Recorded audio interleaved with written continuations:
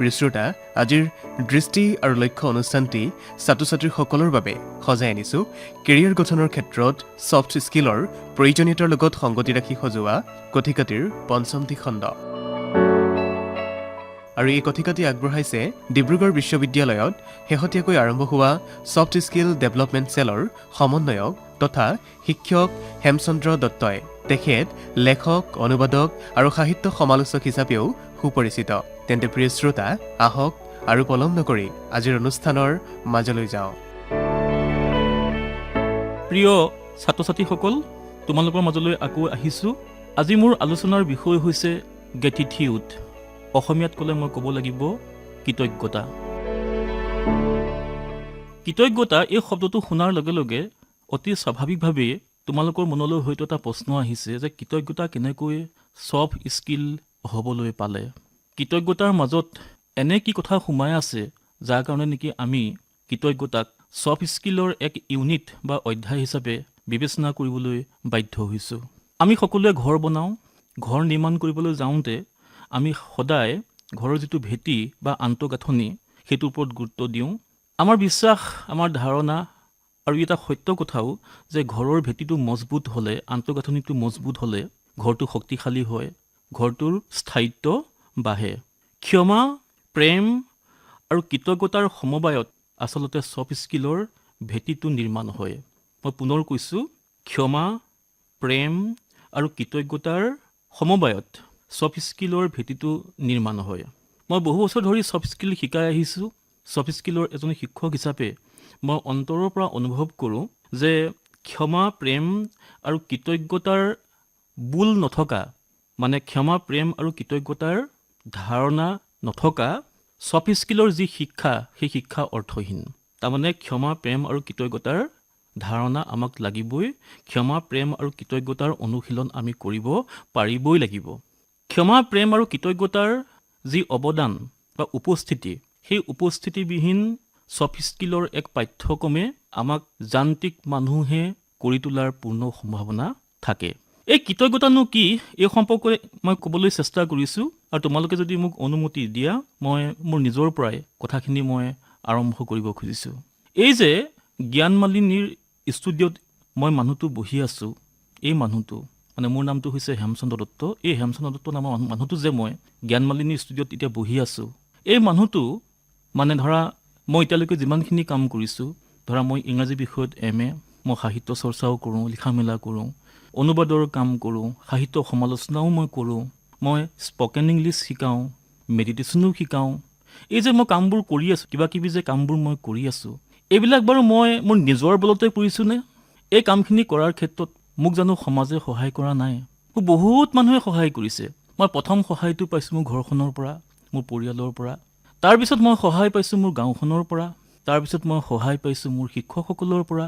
তাৰপিছত মই সহায় পাইছোঁ মোৰ শুভাকাংক্ষীসকলৰ পৰা, মোৰ বন্ধুবৰ্গৰ পৰা। মুঠৰ ওপৰত মোৰ জীৱনৰ যিটো পৰিক্ৰমা, এই পৰিক্ৰমাৰ বিভিন্ন আলি কেঁকুৰিত মই বিভিন্ন ব্যক্তিৰ পৰা সহায় পাইছোঁ। আৰ্থিক সহায়, মানসিক সহায়, বৌদ্ধিক সহায়, বিভিন্ন স্তৰত বিভিন্ন সহায়। এতিয়া যদি মই সেই সহায়খিনিৰ কথা পাহৰি যাওঁ, সেই অৱদানখিনিৰ কথা পাহৰি যাওঁ, তেতিয়াহ'লে মই অকৃতজ্ঞ নহ'মনে? একমাত্ৰ অকৃতজ্ঞ মানুহেহে দাবী কৰে বা ঘোষণা কৰে যে আজিলৈকে মই যিমানবোৰ কাম মই কৰিছোঁ, এইখিনি মোৰ একক প্ৰচেষ্টাৰ পৰিণতি। ইয়াত সমাজৰ কোনো অৱদান নাই, ইয়াত শিক্ষকসকলৰ কোনো অৱদান নাই, বন্ধুবৰ্গৰ অৱদান নাই, ঘৰখনৰ অৱদান নাই, গাঁওখনৰ অৱদান নাই। আজি মই যিটো ভাষা কৈ আছোঁ, সেই ভাষাটো মোৰ নিজা নহয়। মই যিবোৰ শব্দশৈলী ব্যৱহাৰ কৰি আছোঁ, সেই শব্দশৈলীও মোৰ নিজা নহয়। মোৰ চিন্তাৰ যিটো প্ৰক্ৰিয়া, সেই চিন্তাৰ প্ৰক্ৰিয়াটোও মোৰ নিজৰ নহয়। মই ধ্যান শিকাওঁ। মোৰ কমেও 50জনমান ধ্যানৰ গুৰু আছে। তাৰে গৰিষ্ঠ সংখ্যক ইতিমধ্যে পৃথিৱীৰ পৰা গৈছেগৈ। জীৱিত সকলোকে মই লগ পোৱা নাই, তাৰে গৰিষ্ঠ সংখ্যকক মই লগ পাইছোঁ, ওচৰৰ পৰা লগ পাইছোঁ। তেওঁলোকৰ পৰা বিভিন্ন সময়ত মই বিভিন্ন কথা শিকিছোঁ। সেই কথাবিলাকে মোৰ মনৰ ভিতৰত থকা আন্ধাৰখিনি আলোকিত কৰাত সহায় কৰিছে। মই বাৰু তেখেতসকলৰ প্ৰতি কৃতজ্ঞ হোৱা উচিত নহয়নে?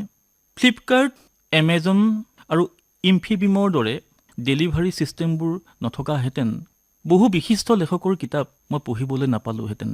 ইতিমধ্যে যে মই কৈছোঁ যে মোৰ 50জনমান গুৰু আছে বুলি, তেওঁলোকৰ কিতাপবোৰ মই ফ্লিপকাৰ্ট, এমেজন, ইনফিবিম এইবিলাকৰ সহায়ত মগাই আনি মই পঢ়িছোঁ, যিবোৰ কিতাপ গুৱাহাটীত, ডিব্ৰুগড়ত, ঢকুৱাখানাত, লখিমপুৰত সুলভ নহয়।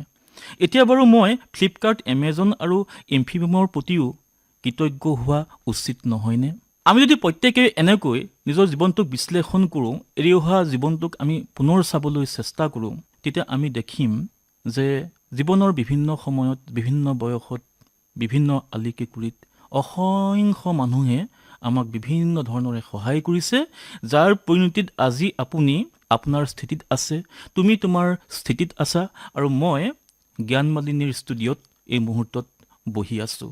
মই সদায় সেই মানুহবিলাকৰ নাম মনলৈ আনিবলৈ চেষ্টা কৰোঁ, যি মোক বিভিন্ন সময়ত সহায় কৰি আহিছে। এতিয়া তোমালোকৰ মনলৈ এটা প্ৰশ্ন আহিব যে এই যে ছাৰ আপুনি আপোনাক সহায় কৰা মানুহবিলাকৰ নামবোৰ মনলৈ আনে, কৃতজ্ঞ চিতেৰে আপুনি অন্তৰত তেওঁলোকৰ সেই অৱদানৰ কথা স্বীকাৰ কৰে, অনুভৱ কৰে, তাৰ পৰানো কি লাভ হয়? কি লাভ হয়? প্ৰথম লাভটো হয় আমাৰ হৃদয়খন বিশাল হয়। কৃতজ্ঞতাৰ এক নিজৰা আমাৰ মাজত ববলৈ আৰম্ভ কৰে, আৰু যে সেই কৃতজ্ঞতাৰ নিজৰা যেতিয়া ববলৈ আৰম্ভ কৰে, তেতিয়া আমি লাহে লাহে দায়িত্বশীল হ'বলৈ শিকোঁ সেই মানুহবিলাকৰ প্ৰতি, যিবিলাক মানুহে আমাক সহায় কৰি থৈছে, সেই মানুহবিলাকৰ প্ৰতি, সেই সমাজখনৰ প্ৰতি, সেই প্ৰতিষ্ঠানটোৰ প্ৰতি, সেই গুৰুসকলৰ প্ৰতি, সেই কিতাপবিলাকৰ প্ৰতি। আৰু তাৰ বিপৰীতে সমাজখনক কিবা এটা দি থৈ যাবলৈ আমাৰ মনত এক বাসনা জাগ্ৰত হয়, আমি দায়িত্বশীল হ'বলৈ শিকোঁ। প্ৰিয় ছাত্ৰ ছাত্ৰীসকল, মই ইয়াৰ আগৰ কথিকাবোৰত এটা কথা ক'বলৈ চেষ্টা কৰি আছোঁ যে আমি আনুষ্ঠানিক শিক্ষাৰ মাধ্যমত যি সক্ষমতা আহৰণ কৰোঁ, যি মানপত্ৰ আহৰণ কৰোঁ, সেইবোৰ হৈছে আমাৰ হাৰ্ড স্কিল। আৰু মই এটা কথা ক'বলৈ চেষ্টা কৰি আহিছোঁ যে ছফ্ট স্কিলবোৰ গ্ৰীচ সদৃশ বস্তু। আমি মেচিনত গ্ৰীচ দিওঁ, গ্ৰীচে নাট বাল্টুবিলাক সুকলমে কাম কৰাত সহায় কৰে। ছফ্ট স্কিলবিলাক অন্য একো নহয়, গ্ৰীচ সদৃশ বস্তু। লগতে মই এটা কথা কৈছোঁ যে ছফ্ট স্কিলবিলাকে ব্যক্তিগত, সামাজিক, ৰাজহুৱা আৰু বৃত্তিগত জীৱনত উৎকৰ্ষ সাধনত আমাক সহায় কৰে। এতিয়া তোমালোকৰ মনলৈ প্ৰশ্ন আহিব যে ব্যক্তিগত, বৃত্তিগত, সামাজিক এই ক্ষেত্ৰবোৰত সহায় কৰিব পৰাকৈ কৃতজ্ঞতাৰ বুকুতটো এনেকুৱা কি শক্তি নিহিত হৈ আছে? প্ৰিয় ছাত্ৰ ছাত্ৰীসকল, মই মাজে সময়ে মানুহৰ লগত কথা পাতোঁ, বিভিন্ন প্ৰতিষ্ঠানত কাম কৰা মানুহবিলাকৰ লগত মই কথা পাতোঁতে মই তেওঁলোকৰ মনস্তত্ব, যিটো চাইক'লজি, সেইটো বুজিবলৈ চেষ্টা কৰোঁ। খুব ডাঙৰ এটা প্ৰতিষ্ঠানত কাম কৰিছে, ডাঙৰ চাকৰিত কাম কৰিছে, যেতিয়া সেই প্ৰতিষ্ঠানটোৰ বিষয়ে ক'বলৈ আৰম্ভ কৰে, নেতিবাচক কথাৰে তেওঁ কথাখিনি আৰম্ভ কৰে। মই শুনি থাকোঁ আৰু এটা সময়ত গৈ মই উপলব্ধি কৰোঁ যে যিটো প্ৰতিষ্ঠানে এই ব্যক্তিজনক 1,50,000 টকা দৰমহা দিছে, এটা পৰিচয় দিছে, সন্মান দিছে, সিমানখিনি দিয়াৰ পিছতো এই মানুহজন সেই প্ৰতিষ্ঠানটোৰ প্ৰতি কৃতজ্ঞ কিয় হ'বগৈ পৰা নাই? এটা প্ৰতিষ্ঠানৰ বুকুত নেতিবাচক কথা থাকিব পাৰে, কিন্তু তাৰ বিপৰীতে অসংখ্য ইতিবাচক কথা থাকে বা থাকিব। তেওঁ হয়তো কথাখিনি মোক এনেকৈ ক'ব পাৰিলহেঁতেন, হয় আমি এইখিনি কাম কৰিছোঁ, কিন্তু আমাৰ এইখিনি কাম কৰিবলৈ এতিয়াও বাকী আছে। নেতিবাচক কথাখিনি ঠিক তেনেকৈও তেওঁ হয়তো মোৰ আগত ক'ব পাৰিলেহেঁতেন। তাকে নকৰি তেওঁ খাৰাংখাচ প্ৰতিষ্ঠানটোৰ বদনাম হোৱাকৈ কথাবোৰ ক'বলৈ আৰম্ভ কৰে। তেতিয়া মই বুজি পাওঁ যে এই মানুহজনে তাত চাকৰিহে কৰিছে, সেই প্ৰতিষ্ঠানটোৰ প্ৰতি তেওঁ কোনো কৃতজ্ঞতাবোধ নাই। আৰু কৃতজ্ঞতাবোধ থকাহেঁতেন তেওঁ কথাৰ সুৰ সলনি হ'লহেঁতেন, নিজৰ প্ৰতিষ্ঠানটোৰ বিষয়ে পৰিচয় দিওঁতে পৰিচয় দিয়াৰ যিটো ভাষা, পৰিচয় দিয়াৰ সেই ভাষাটোলৈ এটা ৰূপান্তৰ আহিলেহেঁতেন, আৰু তেওঁ নিজকো এজন দায়িত্বশীল ব্যক্তি হিচাপে অনুভৱ কৰিলেহেঁতেন। কৃতজ্ঞতাই আমাক দায়িত্বশীল হ'বলৈ শিকায়। প্ৰিয় ছাত্ৰ ছাত্ৰীসকল, মই আকৌ কৈছোঁ যে কৃতজ্ঞতাই আমাক দায়িত্বশীল হ'বলৈ শিকায়। এটা প্ৰতিষ্ঠানে আমাক চাকৰি দিছে, কাম কৰাৰ সুযোগ দিছে, আমাক দৰমহা দিছে, পৰিচয় দিছে, সন্মান দিছে। সন্মান দিয়াৰ পিছত আচলতে আমি সেই প্ৰতিষ্ঠানটোৰ প্ৰতি কৃতজ্ঞ হোৱা উচিত। আৰু যি মুহূৰ্তত আমি কৃতজ্ঞ হ'ম, সেই কৃতজ্ঞতাই আমাক দায়িত্বশীল হ'বলৈ বাধ্য কৰাব, দায়িত্বশীল হ'বলৈ শিকিব। আৰু তোমালোকে জানি ভাল পাবা, দায়িত্বশীলতা সিও হ'ল অন্য এক ছফ্ট স্কিল। দায়িত্বশীলতা সিও হ'ল অন্য এক ছফ্ট স্কিল। প্ৰিয় ছাত্ৰ ছাত্ৰীসকল, এই যে কৃতজ্ঞতা, যাক ইংৰাজীত গ্ৰেটিটিউড বুলি কোৱা হয়, এই কৃতজ্ঞতা সম্পৰ্কে এখন অতি ধুনীয়া কিতাপ আছে ইংৰাজীত। কিতাপখনৰ নামটোৱে হৈছে গ্ৰেটিটিউড। এই কিতাপখন লিখিছে জেৰাল্ড জি জেম্পলস্কি নামৰ এজন মনোৰোগ বিশেষজ্ঞই। নামটো মই আকৌ কৈছোঁ, কিতাপখনৰ নামটো হৈছে গ্ৰেটিটিউড। লিখিছে জেৰাল্ড জি জেম্পলস্কি নামৰ এজন মনোৰোগ বিশেষজ্ঞই। তেওঁৰ বিষয়ে মই ইয়াৰ আগৰ যিটো কথিকাত অলপ ক'বলৈ চেষ্টা কৰিছিলোঁ। তেওঁ মনোৰোগ বিশেষজ্ঞ, কিন্তু তেওঁ সাধাৰণতে ৰোগীক ঔষধ নিদিয়ে। ঔষধ নিদিয়াকৈ তেওঁ ৰোগীক চিকিৎসা কৰিবলৈ চেষ্টা চলায়, আৰু তেওঁৰ যিটো প্ৰক্ৰিয়া, সেই প্ৰক্ৰিয়াটোৰ নামটো হৈছে এটিটিউডিনেল হিলিং। এটিটিউডিনেল হিলিং। তেওঁ মানুহৰ যিবিলাক এটিটিউড, মনোবৃত্তি, সেই মনোবৃত্তিবিলাক তেওঁ সলনি কৰি মানুহটোক ৰোগৰ পৰা মুক্ত কৰিবলৈ চেষ্টা চলায়।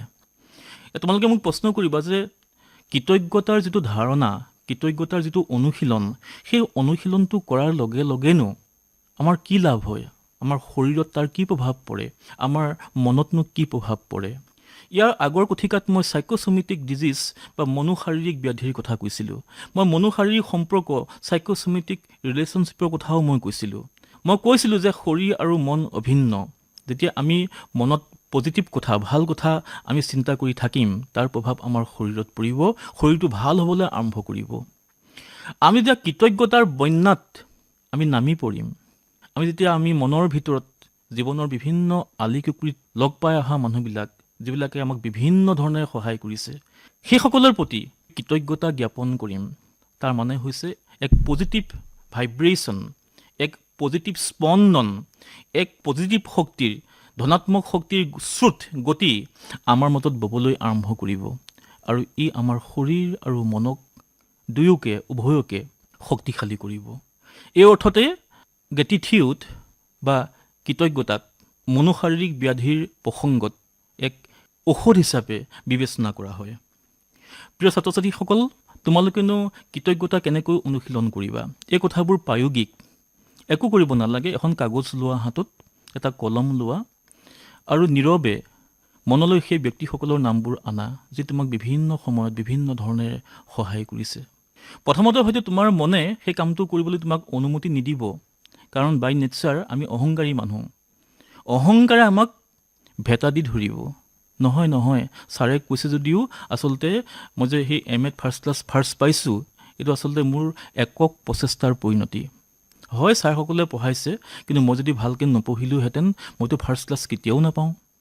সেইটো হৈছে তোমাৰ বা মোৰ অহংকাৰ। সেই অহংকাৰটোক একাষৰীয়াকৈ থৈ খন্তেক সময়ৰ কাৰণে যদি আমি হাতত কাগজ আৰু কলম তুলি লওঁ, আৰু আমি লিখিবলৈ চেষ্টা কৰোঁ সেই ব্যক্তিসকলৰ নাম, যি বিভিন্ন সময়ত আমাক বিভিন্ন ধৰণেৰে সহায় কৰিছে, দেখিব যে অসংখ্য তালিকা, অসংখ্য সীমাহীন। প্ৰথমতে হয়তো 5জন ব্যক্তিৰ নাম আহিল, পিছত 10জন ব্যক্তিলৈ সলনি হ'ব, 15জন ব্যক্তিলৈ সলনি হ'ব, 50জন ব্যক্তিলৈ সলনি হ'ব, আৰু ডে বাই ডে, দিনৰ পাছত দিন ধৰি এই তালিকাখন বাঢ়ি বাঢ়ি বাঢ়ি বাঢ়ি গৈ থাকিব। তালিকাখন যিমান বাঢ়ি বাঢ়ি গৈ থাকিব, সিমানেই অহংকাৰৰ যিটো বেলুন, সেই বেলুনটো সৰু হৈ গৈ থাকিব। ইফালে তালিকাখন বাঢ়ি বাঢ়ি গৈ থাকিব। ইমানেই মানুহক আপোনাৰ কৃতজ্ঞতা জনাবলগীয়া আছে, কৈ থকা ভাষাটো আমাৰ নিজৰ নহয়, মনলৈ অহা চিন্তাবিলাকো আমাৰ নিজৰ নহয়। অসংখ্য বস্তু বিভিন্ন ব্যক্তিয়ে আমাক দি সহায় কৰি থৈছে। সেই তালিকাখন বাঢ়ি বাঢ়ি গৈ থাকিব, আৰু সমান্তৰালভাৱে অহংকাৰৰ বেলুনটো সৰু হৈ গৈ থাকিব, আৰু এদিন বেলুনটো ফুটি থাকিব। কিহৰ বেলুন? অহংকাৰৰ বেলুন। সেই যে গোটেইখিনি কাম মই কৰিছোঁ, মই বৰ যিটো ভাৱ, অহংকাৰ, সেই অহংকাৰৰ বেলুনটো ফুটি থাকিব, আৰু আমি সমাজৰ প্ৰতি, আমাৰ প্ৰতিষ্ঠানটোৰ প্ৰতি আমি দায়িত্বশীল হ'বলৈ শিকিম। সেই অৰ্থতে হৈছে কৃতজ্ঞতা এক ছফ্ট স্কিল। প্ৰিয় ছাত্ৰ ছাত্ৰীসকল, ছফ্ট স্কিলবিলাকক সাধাৰণতে দুটা ভাগত ভাগ কৰা হয়। এটা হৈছে লাইফ স্কিল, আৰু ইটোৰ নাম হৈছে কমিউনিকেশ্যন স্কিল। এতিয়া মই যিবোৰ স্কিলৰ কথা কৈ আছোঁ, ধৰা প্ৰথমতে মই ক্ষমাৰ কথা ক'লোঁ, প্ৰেমৰ কথা ক'লোঁ, আৰু আজি মই তোমালোকক কৃতজ্ঞতাৰ কথা কৈছোঁ।